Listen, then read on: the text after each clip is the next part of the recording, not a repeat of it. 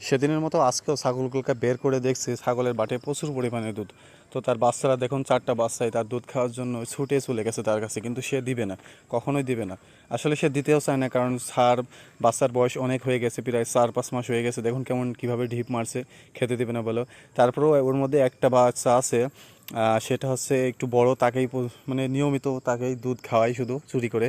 আর 3টা বাচ্চাকে সে দেয় না। 3টা বাচ্চা তার কাছে খেতে দিলেই তাকে ঢিপ মেরে তাড়িয়ে দেয়, কিন্তু ওর একটা পার্সোনাল বাচ্চা আছে, সেই বাচ্চাকে মানে আলাদাভাবে দুধ দেয়।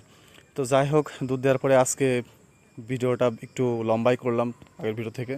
2-3 দিন থেকে প্রচুর পরিমাণে বৃষ্টি হচ্ছে, তারপরও বাইরে ছাগল বেঁধে দিলাম, একটু রোদ হওয়ার পরে শুকিয়ে গেছে। দেখুন বাটে প্রচুর পরিমাণে দুধ লেগে আছে, কিন্তু তার বাচ্চাদেরকে কোনো মতে কোনোভাবেই খেতে দিবে না।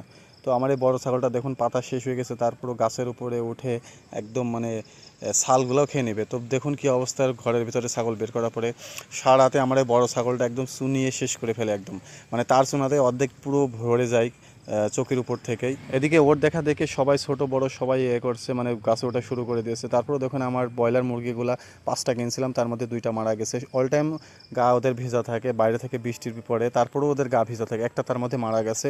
আমার বড় ছাগলটা দেখুন পুরো মানে গাছের ধরছে, আর আমি নিচে হাত দিলেই ও পরিমাণ মানে শুটিয়ে যায় এমন অবস্থা। আর দেখতে তো পাচ্ছেন আমি কাঁঠালের পাতা নিয়ে এসেছি, 6 আটি করে প্রতিদিন 6 আটি আমার পাতা লাগে। তো তার মধ্যে 1 আটি আমি বেঁধে দিব। আসলে প্রতি বৃহস্পতিবার দিন আমি 6টা করে একটু আর বেশি কিনি, কারণ শুক্রবার দিন তো আর কেনা হয় না। তো যাই হোক, ওইটার মধ্যে একটা আমি বেঁধে দিব।